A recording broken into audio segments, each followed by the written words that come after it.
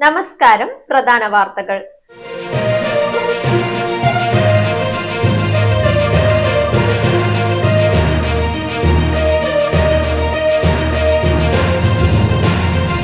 സഹകരണ ജീവനക്കാരുടെ DA വർദ്ധിപ്പിച്ചു. മതധ്രുവീകരണത്തിനാണ് BJP ശ്രമിക്കുന്നത്. ജനങ്ങൾ ഇതിനെ ചെറുത്തു തോൽപ്പിക്കും. EP ജയരാജൻ.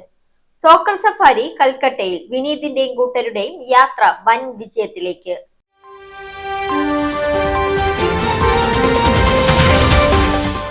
വാർത്തകൾ വിശദമായി.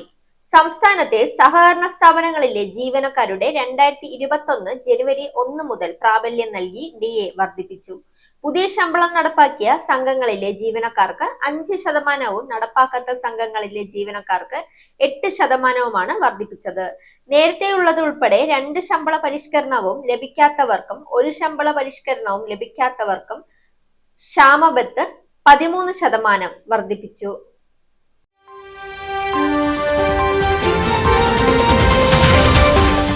മതധ്രുവീകരണത്തിനാണ് BJP ശ്രമിക്കുന്നതെന്നും ജനങ്ങൾ അതിനെ ചെറുത്തു തോൽപ്പിക്കുമെന്നും LDF കൺവീനർ EP ജയരാജൻ തിരുവനന്തപുരത്ത് മാധ്യമങ്ങളോട് സംസാരിക്കുകയായിരുന്നു അദ്ദേഹം. BJP ഭരണം അവസാനിപ്പിക്കുകയാണ് ലക്ഷ്യം. അതിന് ജനങ്ങളെ അണിനിരത്തുകയാണ് LDF. കോൺസെൻട്രേഷൻ ക്യാമ്പ് ഉണ്ടാക്കില്ലെന്ന് ആദ്യം പറഞ്ഞ സംസ്ഥാനം കേരളമാണ്. പൗരത്വം നിഷേധിക്കുന്നവർക്കായി കേരളത്തിൽ ജയിലുകൾ സ്ഥാപിക്കില്ല.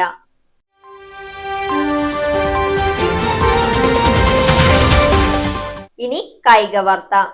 മെഗാസ്റ്റാർ മമ്മൂട്ടി നേതൃത്വം നൽകുന്ന കെയർ ആൻഡ് ഷെയർ ഇന്റർനാഷണൽ ഫൗണ്ടേഷനുമായി സഹകരിച്ച് ഇന്ത്യൻ ഫുട്ബോൾ താരം CK വിനീതും സംഘവും ആരംഭിച്ച സോക്കർ സഫാരി വൻ വിജയത്തിലേക്ക്.